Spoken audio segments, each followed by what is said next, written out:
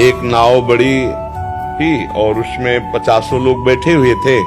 तो उसमें 2 संत भी बैठे थे, एक गुरु और एक शिष्य, और 2 राज कर्मचारी जो तैनात थे उस एरिया में, वो उसमें उस समय आपने देखा होगा जो कोतवाली आदमी बाहर खड़े रहते, उसमें चाकू लगी होती बंदूक में, और वो तैनात रहते। तो वो ऐसे दोनों राइफल लिए हुए थे वहां। तो साधु को तो कोई सात्विक पुरुष मानेगा, रजोगुणी पुरुष साधु को नहीं मानता।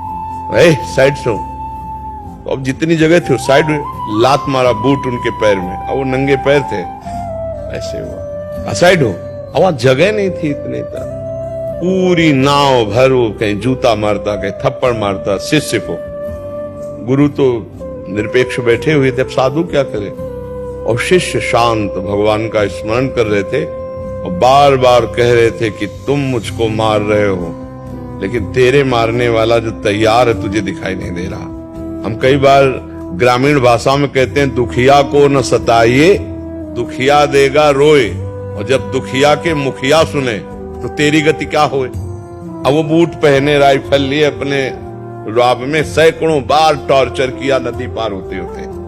जब नदी पार हुई तो नदी में कुछ दूरी ऐसी होती है जिसमें जल बहुत छिछरा होता है, मतलब बहुत कम होता है, वहां नाव नहीं जाती, तो वहां कूद के नाव से ऐसे जाना होता है, या फिर थोड़ा भींजते हुए इतना पैर, जो किनारे बालू होती है उसमें नाव नहीं चल सकती, पानी इतना इतना होता है। तो उन्होंने राइफल को ऐसे ऐसे करके उसका सहारा लेकर कूदने का, और राइफल धंस गई बालू में और पैर बूट फिसल गया सीधे यहां से सीधे यहां। साधु अवज्ञा तुरंत भवानी कर कल्याण अखिल क्या, तत्काल अकाल मृत्यु की रचना हो गई, क्योंकि बार बार टार्चर किया और साधु चुप रहा। अगर वो गाली दे देते या डांट देते तो बच जाता, क्योंकि प्रारब्ध क्षीण हो जाता।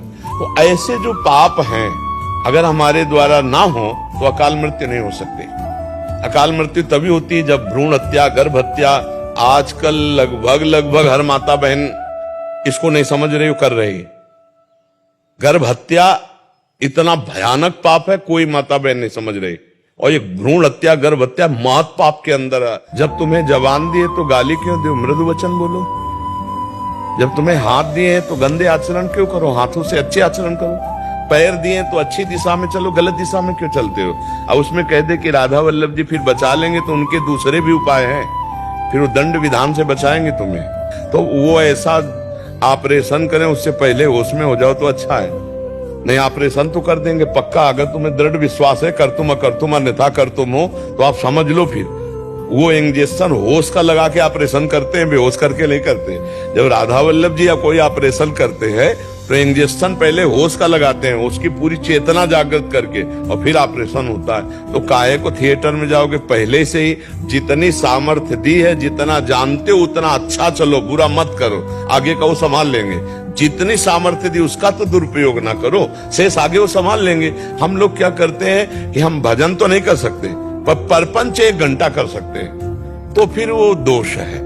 हम 1 घंटा रामायण का पाठ करते, गीता का पाठ करते, भागवत का पाठ करते, 1 घंटे हम प्रपंच क्यों किया। जो हम व्यभिचार में शक्ति नष्ट करते हैं वो ब्रह्मचर्य के द्वारा परमात्मा चिंतन में लगाए।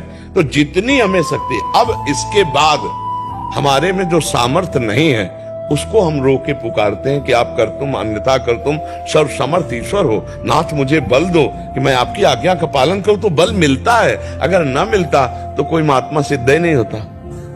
अपने बल से सिद्ध नहीं हुआ जाता, भगवत बल से हुआ जाता है। पर अपने में जितना भगवत बल दे चुके हैं भगवान, उसका सदुपयोग करें। हम क्या करते हैं कि कहीं ना कहीं प्रमाद स्थिति का आदर दे देते हैं अपने हृदय में। फिर दंड विधान होगा, फिर वो ऐसा दंड विधान होगा कि झेल नहीं पाओगे। हो सकता है अश्रद्धा हो जाए भगवान पे। बड़े लीला बिहारी हैं, वो भरी समाज में तुम्हें पिटवा देंगे और पूरे विश्व से पुजवा देंगे। दोनों काम उनके खिलवाड़ हैं।